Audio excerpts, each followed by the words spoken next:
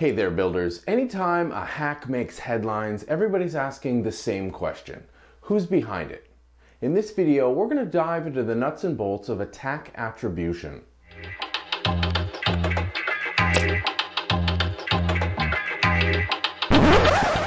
Everybody loves a good story, and you can't have a good story without a villain. That's what's driving this question of who's behind this hack, or who are these cyber criminals that are conducting these campaigns across the world.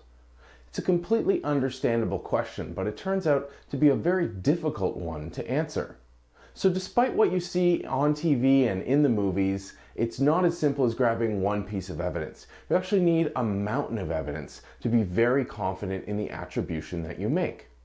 One of the biggest misperceptions is that once you've determined the IP address of the attack, you know who's attacking you. Well, an IP address represents an endpoint, and behind that endpoint can be any number of devices or services.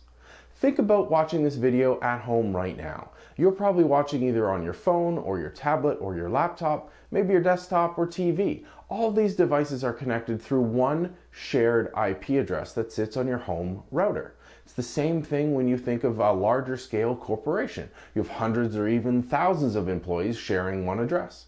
And the flip side is true as well. When you make a request to a website, there can be any number of websites running behind a single IP address. An IP address is part of the puzzle, it's not a complete picture.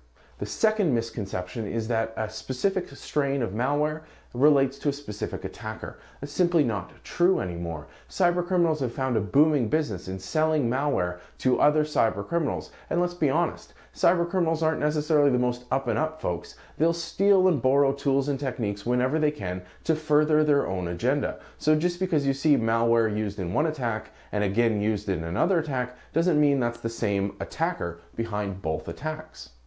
So these are just two reasons why attack attribution is extremely difficult. There's a host of reasons why it's a complex subject, but it turns out it's actually not that worthwhile for the vast majority of us.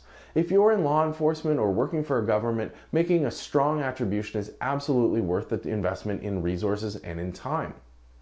But for most users and most organizations, you need to learn enough about your attacker to slot them into one of three categories.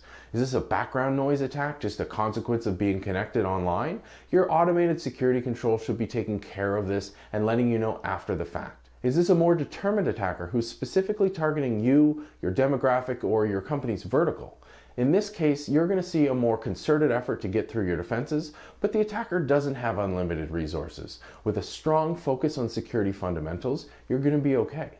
The third category of attacker is the stuff of Hollywood movies, but we do see this in the real world. This is a determined attacker with near unlimited resources and a strong motivation to breach your systems.